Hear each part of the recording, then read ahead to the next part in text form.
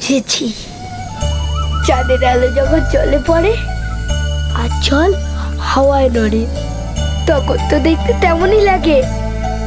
দাও দাও করে আগুন জ্বললে যেমন লাগে, তার মানে চাঁদের আলোয় জলে আগুন ধরে। আর চাঁদের জন্যই যদি জলের গায়ে আগুন লাগে, সেই আগুন নেভাতে আগে তো অন্ধকার করে দিতে হবে। অন্ধকার করতে হলে তো চাঁদের আলোকে লুকোতে হবে, তাহলেই আর আগুন লাগবে না, চাঁদের আলো অন্ধকার হবে। কিন্তু সেটা কি করে? চাঁদের আলো লুকোয় কার সাধ্যি? মেঘগুলো একমাত্র চাঁদের আলো ঢাকা পড়ে, কিন্তু তাও তো সবটা নয়, সব আলো ঢাকা পড়ে একমাত্র রাহু। রাহু গো রাহু,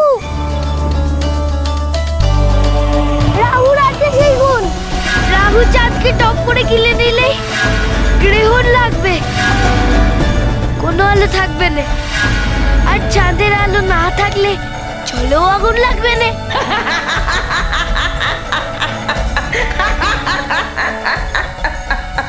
এখনো আসতেছ কেন? আমার উত্তর বুঝি ঠিক হয় না?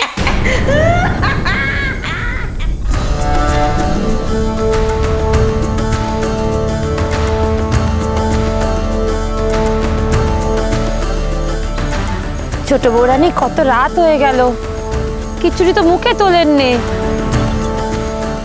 আমি কিছু খাবো না, এখনো পর্যন্ত মুখে কিছু না তুললে যে শরীর খারাপ করবে।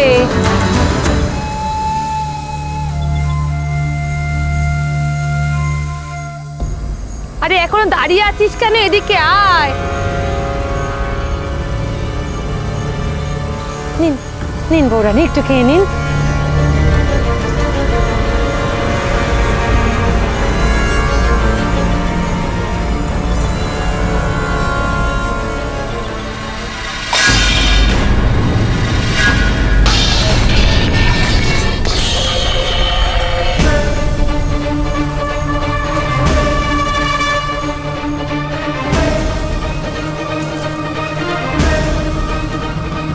কথা বললে কথা কানে যায় না তোর?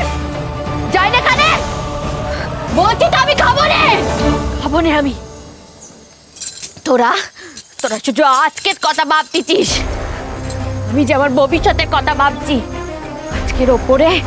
আজকের ওপরে যে আমার ভবিষ্যৎ খানা নির্ভর করছে। কেন বুঝতে পারছিস না তুই? আজকে গোপালের পরীক্ষা সফল হওয়া না হওয়ার ওপরে আমার সবটা নির্ভর করতেছে, ভবিষ্যৎ নির্ভর করছে, আমার টিকে টাকা নির্ভর করছে, এমনকি আমার ছেলের ভবিষ্যৎ খানাও। কে জানে গোপাল পারলো কিনা, এতগুলো পরীক্ষার ধাপ অতিক্রম করতে পারলো কিনা কে জানে। এই চিনতে চিনতে আমি মরছি, আর তুই সমানে আমার কানের সামনে।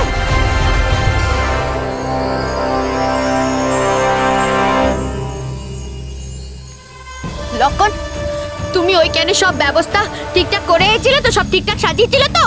আমি সব ব্যবস্থা করে এসেছি ছোট বউ রানীমা, আপনি কোনো চিন্তা করবেন না। তাহলে কেন আমি জঙ্গলের ওপার দিয়ে কোনো বাজির আলো দেখতে পাচ্ছি না আকাশে? কেন পাচ্ছি না? কি গোপাল পরীক্ষা পাঠ করতে পারলো না? সফল হতে? বলো না, আমার উত্তর ঠিক হয় না? হয়েছে হয়েছে হয়েছে, একেবারে ঠিক উত্তর দিয়েছিস তুই গোপাল। রাহু পারে একমাত্র জলকে বাঁচাতে চাঁদের আগুনের হাত থেকে।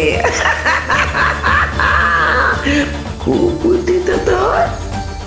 আজ থেকে তুই রাহু গোপাল, তুই রাহু। ঠিক উত্তর দিলেন তো, এবার আমায় ছাড়ো। আমায় আমার কাজটা করতে দাও। এখনো ভোরের আলো ফোটেনি, তার মানে রাত এখনো বাকি আছে। আমায় এখনই ছুটতে হবে গো, ছোট বৌরানীর গুরুমার তপস্যের জায়গায়। আমায় আমার কাজটি করতে দাও গো, করতে দাও না গো।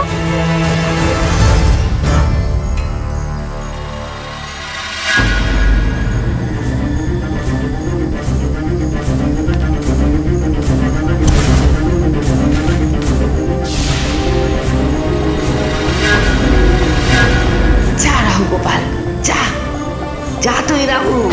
শুনলি গোপাল, তুই রাহু, রাহু তুই রাহু।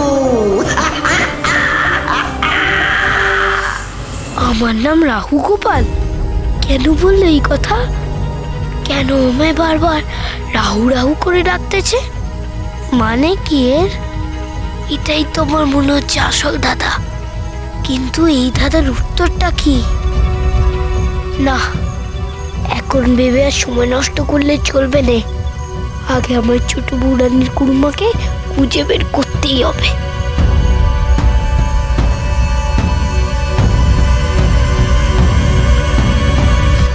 ওরে বাবারে, এসব কি?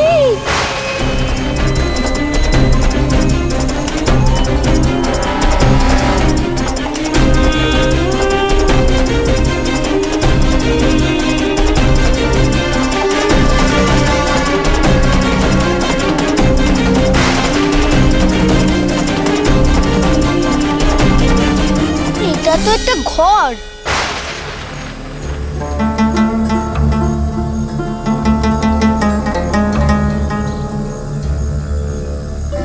বাবা, চারদিকে শুধু গাছ, জঙ্গল আর জঙ্গল। কোন দিকে যে ঢুকছিলাম কিছুই বুঝতে পারছিলাম না। এতক্ষণে একখান ঘর দেখলাম, নিশ্চয়ই মানুষ আছে ঘরে। সে মানুষ নিশ্চয়ই বলতে পারবে এখানে আশেপাশে কারা থাকে। তবে এদেরই জিজ্ঞেস করে দেখি, এদিকে কোথায় গুরুমা তপস্যা করেন। যাই।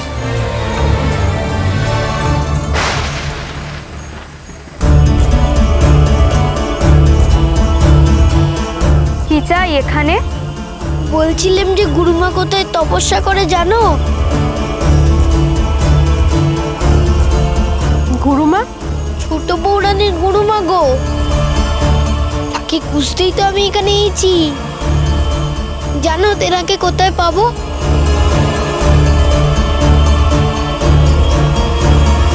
এসো, আমাদের সাথে এসো।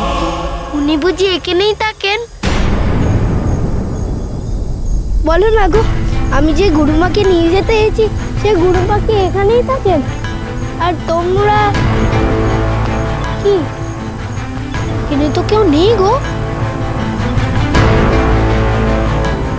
তোমরা কোথায় নিয়ে এলে? কোথায় এলে মামি?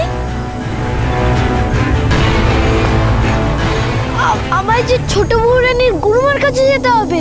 এখানেই গুরুমা সাধনা করেন, এটাই গুরুমার আশ্রম।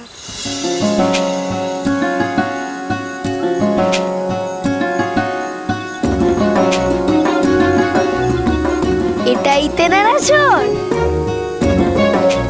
কিন্তু তিনি কোথায়? তেনাকে তো দেখতেছি না। তিনি এক্ষুনি আসছেন, একটু অপেক্ষা করো।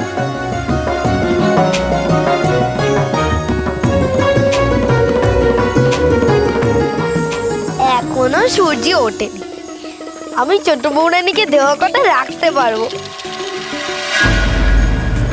নিয়ে যেতে পারবো তেনার গুরুমাকে। ডেকে দাও না গো, তেনাকে ডেকে দাও না। বললাম তো উনি আসবেন। কোথায় গেছেন উনি এত রাতে?